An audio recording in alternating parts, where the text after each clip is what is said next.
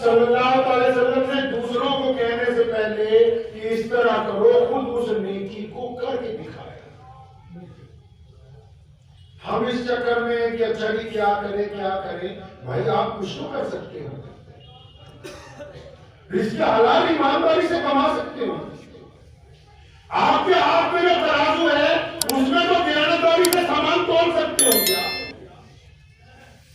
آپ کو اللہ نے جن لوگوں پر اختیار دیا، چاہے وہ 2 ملازم ہیں، چاہے وہ 1 ملازم ہے، چاہے آپ کی بیوی ہے، آپ کے بچے ہیں، چاہے آپ کے گھر کے لوگ ہیں، کیا آپ ان کو اپنے ساتھ جوڑ کر یہ کہہ سکتے ہیں کہ میرے پاس اتنے لوگ متفق ہیں جو میری قیادت میں ہمیشہ میرے ساتھ ہیں؟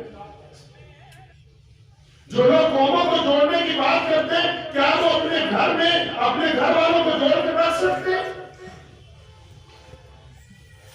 کیا وہ دیانتداری کا مظاہرہ کر سکتے ہیں؟ کیا کوئی طاقت یا دولت کسی کا حسن ان کو متاثر تو نہیں کرتا؟ بہترین سے محمد رسول اللہ صلی اللہ علیہ وسلم کی مکی زندگی اس بات کی بار بار اعلان کرتی ہے، بار بار، کہ مصائب میں رویا نہیں جا سکتا، مصائب میں دکھ درد کا وغیرہ نہیں بچایا جاتا۔ کیا بات ہو رہی ہے؟ پریشانیاں کوئی نئی بات ہے یا اسلام مخالف باتیں کوئی نئی بات ہے؟ آپ یہ بتائیں کہ آپ کا اپنا معیار کہاں پر کھڑا ہے؟ آپ نے دین حق کے لیے، آپ نے اسلام کے لیے، آپ نے معاشرے کے لیے کیا کیا؟ یہ کہنا آسان ہے۔ آج کل کی جو ماڈریٹ پڑھے لکھے لوگ ہیں، جو اپنے آپ کو کوئی بڑے بڑے لقب کے ساتھ کہتے ہیں کہ جی ہم تو فلاں جاہلوں کے ساتھ نہیں بات کر سکتے۔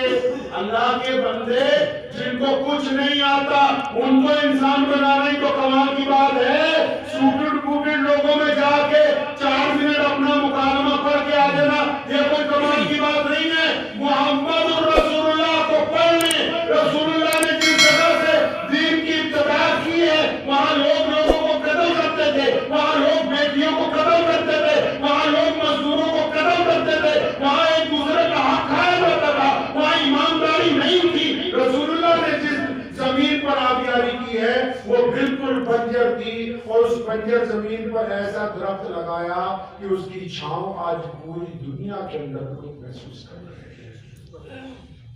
اس بنجر زمین میں ایسا درخت لگایا کہ مدینہ منورہ کی چھاؤں آج پوری دنیا میں لوگ اس چھاؤں کا لطف اٹھا رہے ہیں۔ دنیا کی ہر تہذیب میں، ہر ایک تمدن میں یہ کس طرح ہو سکتا ہے کہ ہم سچائی کے راستے کو تبدیل کر دیں؟ کوئی بھی طاقت، کوئی بھی اقتدار ہمیں حق کے راستے سے تبدیل نہیں کر سکتا۔